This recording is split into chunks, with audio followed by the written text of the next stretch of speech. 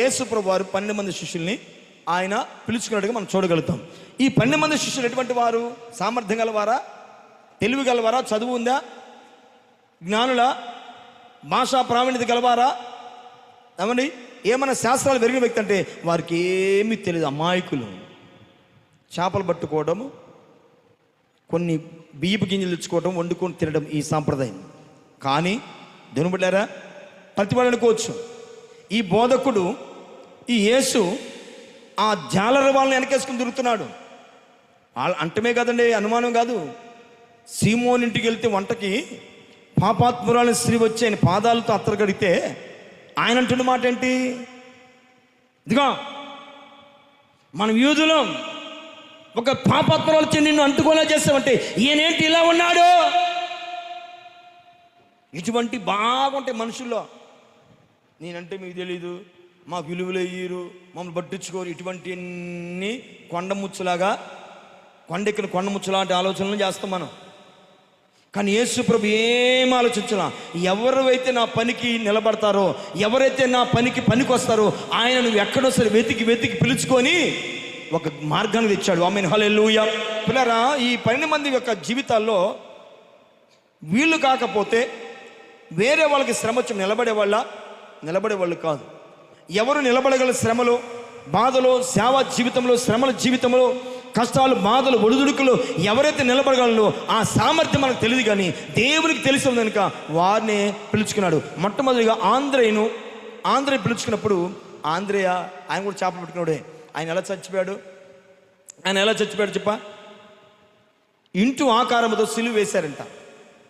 Into ఆకారంతో సిలువ వేసి 2 రోజులు సిలువపై ఉంచారంట. అలా ప్రాణం విడిచాడు. ఎవడని చెప్తాడు ఈ మాట? ఇంత సామర్థ్యం వీళ్ళు ఉందని, ప్రభు కొరకు మరణించడానికి ఇష్టపడతాడు, కానీ ప్రభు పనికి వచ్చి పారిపోయేలాగా ఉంటాడని వాళ్ళకు తెలుసా? యేసు ప్రభు ఎన్నిక చేసినప్పుడు అరే వీడు జాలల్లో పిలుచుకోవాలంటే తోటివాడు నవ్వచ్చు, పలసగా మాట్లాడచ్చు. వీళ్ళ రేపొద్దున వీళ్ళని పెట్టుకొని ఊరేవుతున్న పేట్రబాబు అనొచ్చు, ఎవరో రకరకాల వాళ్ళు. ఎస్, మిమ్మల్ని ఒకనాటికి నా దేవుడు సామర్థ్యం గల కాపర్లుగా నా దేవుడు లేవనెత్తబోతున్నాడు. సామర్థ్యం గల సువార్థికులుగా, సామర్థ్యం గల పనివారుగా నా దేవుడు లేవనెత్తబోతున్నాడు. నవీన్ ఏదంటారు, నవీన పొలమే పండితన్నట్టుగా ఎక్కడో జాలాద గుంతలు తిరిగి నా బ్రతుకు ప్లాట్ఫారం తిరిగి నన్నే ఎన్నుకుంటే దిక్కులేదు, కానీ నాకంటే మంచివారు మిమ్మల్ని ఎన్నుకోడా దేవుడు? మిమ్మల్ని సామర్థ్యం గల వారుగా దేవుడు నిలబెట్టాలంటే నిలబెట్టగలడు. పేతురు జీవితంలో చూస్తే పిల్లారా, తల క్రిందులుగా సిలువ వేస్తారట. ఆయన ఎలా వేశారంట? కాళ్ళు పైకి, చేతి కిందకి. అలా నీ కట్టారా? ఇలా సిలువ ఆకారంలో పడేశారంట. అలా చనిపోయారంట.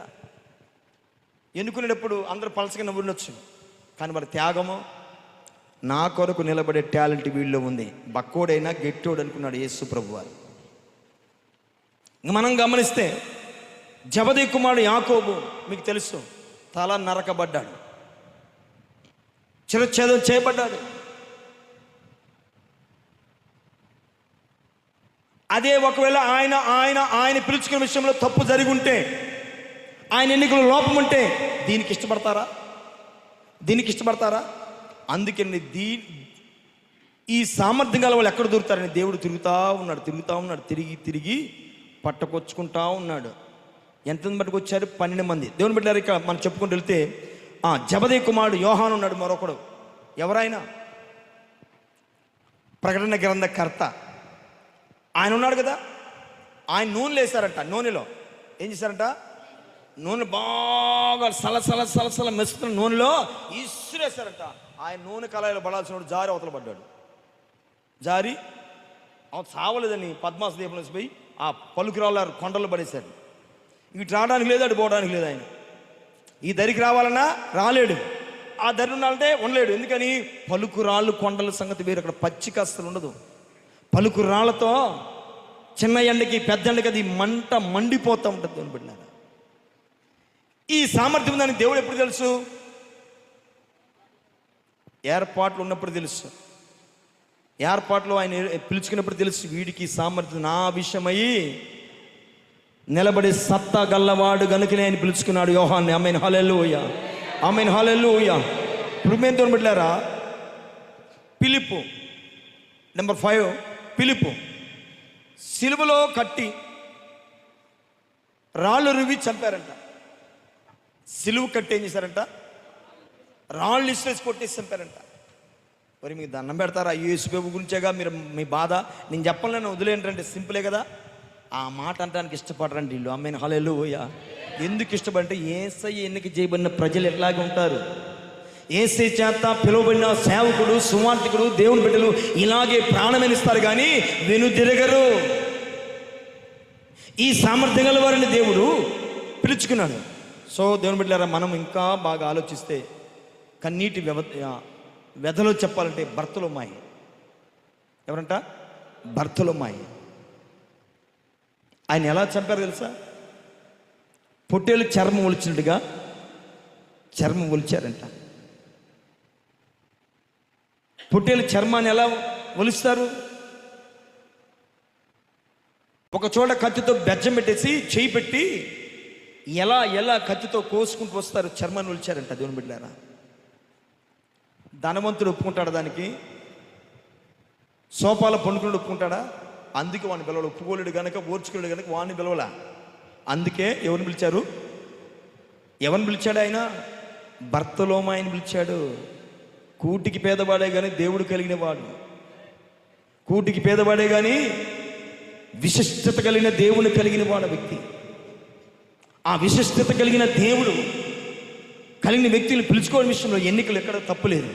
దేవుని బిడ్డలారా, ఇంకొక విషయాన్ని చూస్తే దిద్దుబా అనబడిన తోమ ఉన్నాడు. మనకి దగ్గర ఉన్న మద్రాసు ప్రాంతం, తమిళనాడు. ప్రభు సువార్తకు వచ్చాడు మన ఇండియాకి. ప్రభు సువార్త మొదట అనుమాన వ్యక్తే చెప్పాక మొదట కొన్ని ఉంటాయి పొరపాట్లు. ఈ స్కూల్లో చెక్కబడతాయి అన్నట్టుగా తోమలో కూడా కొన్ని అనుమానపు అనే ఆ చిన్న బలహీనతలు ఉన్నాయి. దేవుని సన్నిధిలో సరిచేయబడి దేవుని పనికి వెళుతాను సామర్థ్యం గలవాడు దేవుడు ఎన్నుకున్నాడు కనుక ఆయన ముందుకు వచ్చాడంట. ఆయన ఎలా చెప్పారు తెలుస్తుంది దేవుని బిడ్డలారా? ఆయన ప్రార్థన చేసుకుంటుంటే ఒక బళ్ళెము తీసుకొని వెనుకగా పొడి చేశారంటండి. అక్కడి కుప్ప కూడా రక్తం మడుగులు పడిపోయి ప్రాణం విడిచాడంట. దేవుని బిడ్డలారా, అక్కడి రక్తం మడుగులు పడి ప్రాణం విడిచాడు. దేవుని బిడ్డలారా, ఇంకా మనము 8వ వ్యక్తి గురించి చెప్పుకుంటే పన్నులు వసూలు చేసే మత్తయి. పన్నులు వసూలు చేసే మత్తయి. ఈయన ఎలా చంపారు తెలుసా? ఈటితో పొడిచి. దేంతో పొడిచారు? ఈటితో పొడిచి ప్రాణం పోలేదు, గొడ్లలతో నరికారు తలకాయని.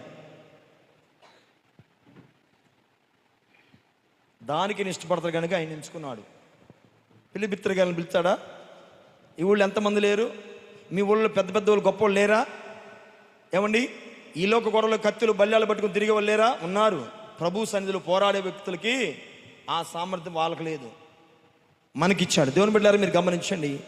9వ విషయం మనం గమనిస్తే అల్ఫయి కుమారుడైన యాకోబు 100 మీటర్ల ఎత్తు ఆ మిద్దె నుండి, ఆ గోడ నుండి కిందకి నెట్టేస్తే తలకాయ పగిలి చర్మంతా పగిలి రక్తము కారుతూ విలవిల్లాడుతుంటే వీడు చావడేందిరా, వీడు ఇంకా కొట్టుకులాడుతాడేందని ఇనుప ముళ్ళున్న రాడ్డు తీసుకొని తలపైన బాది చంపారు. ఆయన ఒక మాట్లాడే సప్పుడు, ఒరే యేసు ప్రభు నమ్ముకోబట్టే కదా, ఆ యేసు ఎవడో నాకు తెలియదని ఒక్క మాట అంటే చాలు, వాళ్ళంతా బతకలేరా? ఆ మాట అంతా వాళ్ళ అర్పణ ఎంత? ఆ ఒక్క మాట అనడానికి కూడా వీళ్ళు ఇష్టపడలేదు. ఇది ఎవరు ఎరిగారు ఈ మర్మం? నిన్ను ఎన్నిక చేసుకున్న దేవుడు. ఆమేన్, హల్లెలూయా. నిన్ను పిలుచుకున్న దేవుడు అమ్మాయినా, నిన్ను కోరుకున్న దేవుడు, నిన్ను ప్రేమించిన దేవుడు. ఊరకే ప్రాణం ఎట్లా? చెత్త వాళ్ళకి పట్ల ప్రాణము, ప్రాణానికి ప్రాణత్యాగం చేసిన శిష్యులు నా బిడ్డలు ఉన్నారు. వారిని ఎలా రక్షించుకొని ప్రాణదాత మోక్షప్రదాత అయిన దేవుడు, నీకంటే ముందుగా సిలువలో బలియాగమైన దేవుడు, ఆయన కొరకు ఏమైనా చేస్తే వాళ్ళు కొంతమంది భూలోకం ఉన్నారు. నీకు తెలియదు, నాకు తెలియదు. నేను ఊహించానా మీరందరూ దేవుని బిడ్డలకు వస్తారని? మీ మొఖాలా తెలుసా? ఏనాడైనా కృపపాలు గారు, సతీష్ గారు, ఏలియా గారు, సురేంద్ర గారు, వీరందరూ ప్రభు నమ్ముకొని వస్తారని నాకు తెలుసా మొఖాలు. ఏమండి, మా ఇంటికి మీ ఇల్లు ఉన్నాయి, 100 ఇల్లు ఉన్నాయి. యేసయ్య మధ్యలో ఎవరిని ఎన్నుకోకూడదు. ఆ దరికెళ్ళి పత్తి సురేంద్ర గారిని, బిడా నువ్వు నా పని జిద్దురా ఇంటి పిలుచుకొచ్చాడు. మరణంలో కూడా వాళ్ళు వెను తిరగలేదు ప్రేమించిన బిడ్డ. ఇకపోతే యూదా, ఆయనకి మరొక పేరు ఏంటంటే తద్దయి. ఏంటంటే మరొక పేరేంటి? తద్దయి. ఈయన ఎలా చెప్పారు తెలుసా? బల్లెముతో, ఈట అంటారు, బల్లెం పొడిచి పొడిచి పొడిచి తిప్పి తిప్పి తిప్పి రావడం, పొడవడం, తిప్పి లాగటం. అప్పుడు చెప్పచ్చు కదా, ఇలా ప్లీజ్ నొప్పి వస్తుంది, యేసుప్రభు మానుకుంటా అనొచ్చు కదా. అనొచ్చు అనకూడదా? ఇప్పుడు మిమ్మల్ని నిద్రపోము అంటే మాకు నిద్రపోతే ఏం చేయమంటారు? మీరు నిద్రపోకండి అమ్మా అని అనుకోను, వాళ్ళు మిమ్మల్ని నిద్రపోతే ఏం చేసాం అంటారు సింపుల్గా. కానీ వాళ్ళు యేసుప్రభు దేవుడు కాదని చెప్పు వదిలేస్తామన్నారు. మొదట ఆ మాట ఇచ్చారు చంపే ముందు. వెంపనే సిలువేలు వాళ్ళ ఊరిని కూడా, పేతురు జరిగిపోయింది. ఆ యేసుని సన్నిధి బైబిల్ విడిచిపెట్టేసి మరల ఇల్లు గలిలే సముద్రానికి వెళ్ళి చేపలు పట్టుకుని కుటుంబాన్ని బిడ్డల్ని బ్రతికించుకో అని చెప్పారు. వీళ్ళు ఏమన్నారు? లేదు బాబు, ఎంతోమంది మహానుభావులు ఉండే, గొప్పవారు ఉన్నా కూడా వాళ్ళందరూ విడిచిపెట్టిన యేసు నా ఇంటికి వచ్చి, పేతురు నువ్వు నా పని చేయదన్నాడయ్యా. ఆయన పని తప్ప నా ప్రాణాన్ని నేను ఇప్పుడు ప్రేమించును అన్నాడు. ఈ 12 మంది అలాగే అడిగారు చంపే ముందు. ఈ 12 మంది కూడా అలాగే అడిగారు. ఒప్పుకోకపోతేనే చంపారు. దేవుని బిడ్డలారా, గబ్బతే సీమోన్ ఉన్నాడు. సీమోన్ ఈయన ఎలా చంపారు తెలుసా? రంపంతో కోసారు. వింటుంటే ఎలా ఉంది? చాక్లెట్ నవ్వునట్టుందా? మీకు తేనె నాకినట్టుందా? ఎలా ఉంది? ఒక నిద్ర నేను జయించలేని బ్రతుకు, ఒక గంట కూర్చోలేని బ్రతుకు, ఒక మాట ఓర్చుకోలేని బ్రతుకు, ఒక శ్రమకు ఉలిక్కిపడే నీ బ్రతుకు, ఒక బలహీనత కృంగిపోయే నీ బ్రతుకు. మరి నిన్ను ఎలా ప్రేమించి దేవుడు ఎన్నుకున్నాడో నాకు తెలీదు. నీలేమి చూసి నిన్ను ఈ మందిరానికి పిలుచుకున్నాడో, క్రైస్తవుడిగా పిలుచుకున్నాడో, ఆయన బిడ్డగా నేను స్వీకరించాడో నాకు తెలియదు. దేవుని బిడ్డారా, ఎస్ నాకు తెలియకపోవచ్చు, కానీ ప్రభువు తెలిసే ఉంది. అందుని బట్టి దేవుని స్తోత్రం. ఆమేన్ హల్లెలూయా, ఆమేన్ హల్లెలూయా, ఆమేన్ హల్లెలూయా. ఇకపోతే మత్తయి ఉన్నాడు. మత్తయి సువార్త రాసిన మత్తయ్య. మత్తయి ఉన్నాడు. ఏం చేస్తారు తెలుసా? వలలు వేశారు. వలలు వేశారు. ఎక్కడా దొరకల. ఎంత వెతికిన ఒక్కడే మిగిలిపోయాడు. దేశంలో ఎక్కడ నుంచి వలలేసి వెతికారు. సువార్త ప్రకటిస్తుండగా పట్టుబడ్డ వ్యక్తితో మాట్లాడుతున్నాడు. రేయ్, ఎంతకాలం తప్పించుకొని మా రాజుల హృదయాలను గాయపరిచావు, మమ్మల్ని కోపానికి గురి చేశావు, నిన్ను అయినా సహిస్తున్నాం. ఈ యేసుని ప్రకటించకుండా మరలా నువ్వు బయలు ఇంటికి వెనక్కి వెళ్ళగలవా? లేని ఎడల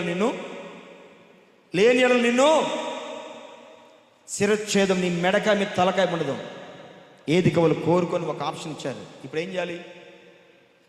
ప్రభువా నీకు తెలియదే ఉందయ్యా, సగం సువార్త చేశాను, అన్ని ప్రాంతాలు చేశాను, మిగిలిన సగం ఉంది, నీ కాదు ఇంకొక లేడా అనుకోవాలా? నిన్ను దేనికి పిలిచాడో, దేనికి నిన్ను నిర్ణయించాడో ఆ నిర్ణయ ప్రకారం నువ్వు చేయాలంటే. ఎప్పటి వరకు? నీ మెడపైన రంపం వచ్చేంత వరకు దేవుడు సేవకుడు ఏ పనికి నియమించాడో ఆ నియమం తప్పకుండా పని చేయి. ఆ పనిలో చాక్లెట్ ఇవ్వరు నీకు, పరమాణం పోయే రోజు దజ్జోజనాలు పెట్టరు. ఏంది?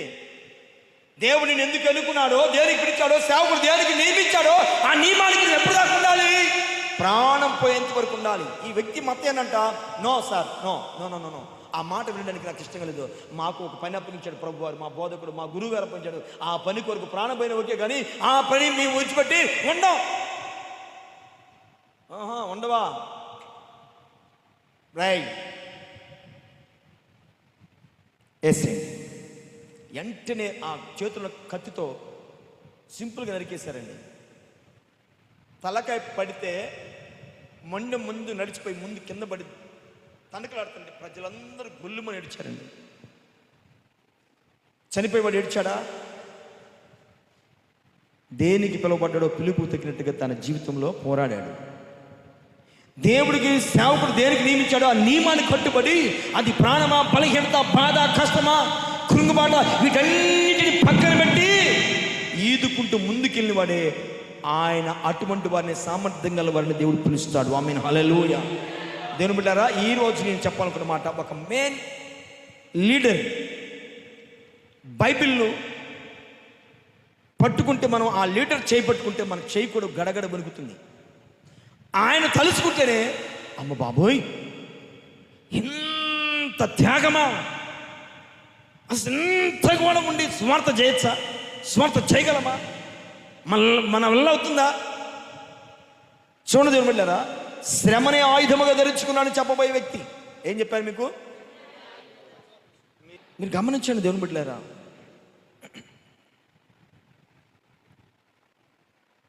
వీళ్ళందరూ ఇలా ఉన్నారు, వీళ్ళందరూ ఉన్నారు, కానీ నా పనికి సరిపోయేవారు ఉన్నారని యేసు ప్రభు వెతకలాటం మానలా. పీటర్ బాబు ఉన్నాడు, నా కొనసాగితే పెంతుకోసి ప్రార్థనా సమాసం పెట్టాడు, పర్లాలుగా రక్షిస్తున్నాడు అలా. ఇంకా ఇంకా ఇంకా ఇంకా ఇంకా వెతకాలి. ఎవరిని వెతకాలి? వీడి మించిన సామర్థ్యం గల ఒకడు కావాలి దేవునికి. ఆమేన్, హల్లెలూయా, ఆమేన్, హల్లెలూయా. వీనికి తెలియని జ్ఞానం మరొకటి, పరంధాముడి జ్ఞానం, పరమాత్ముడి జ్ఞానం ఉంది. ఆ జ్ఞానమును మింగుడు పడేవాడు, ఆ జ్ఞానము సరిపోయిన వాడు కావాలి. యేసు ప్రభువు తిరుగుతున్నాడు, లోకం మీద తిరుగుతున్నాడంట. ఆమేన్, హల్లెలూయా. ఆయన లోకం మీద తిరుగుతున్నాడు. ఎవరిని? సామర్థ్యం గల వారిని ఎన్నుకొని అసమర్థులైన ప్రజల మధ్యకి వెళ్ళి సామర్థ్యం గురించి వివరించడానికి దేవుడు పనిగట్టుకున్నాడు. దేవుని బిడ్డలారా, మీరు గమనించండి. మన సత్యవాక్యాలకు వెళ్ళిపోదాం. ఆమేన్, హల్లెలూయా, ఆమేన్, హల్లెలూయా, ఆమేన్, హల్లెలూయా. యేసయ్య నీతో జీవించగానే నా బ్రతుకుగా మారేనులే. యేసయ్య నీతో జీవించగానే నా బ్రతుకుగా మారేనులే. నాట్యమాడేను నా అంతరంగమో, ఇది రక్షణానంద భాగ్యమే. నాట్యమాడేను నా అంతరంగమో, ఇది రక్షణానంద. కొట్టండి. సుగుణాల సంపన్నో పాడాలి. స్తుతి గానాల, నీకోసమే జీవిస్తాను, నీ కొరకే నా బ్రతుకు ప్రయాణము. ఆయన నీడలోనే బ్రతుకు, నీకు స్వస్థత, క్షేమం కలుగుతుంది. ఓ యేసయ్య నీ కృప తలంచగానే నా శ్రమలుగా అనిపించలేదే. యేసయ్య నీ కృప తలంచగానే ఆజ్ఞల మార్గము కనిపించెనే. నీవు నన్ను నడిపించగలవు. ఎస్, ఆయన నడిపించగలిగిన దేవుడు, సామర్థ్యం కలిగిన దేవుడు. సుగుణాల సంపన్నుడా, స్తుతి గానాల వారసుడా. సుగుణాల సంపన్నుడా, స్తుతి గానాల వారసుడా. జీవింతును నిత్యము నీ నీడను, ఆస్వాదింతును నీ మాటల మకరందము. జీవింతును నిత్యము నీ నీడను, ఆస్వాదింతును నీ మాటల మకరందము. బోలో యేసుక్రీస్తు మహారాజ్, బోలో యేసుక్రీస్తు మహారాజ్. దేవుని బిడ్డలారా, ఈరోజు వాక్య భవన్కి వెళ్దాం.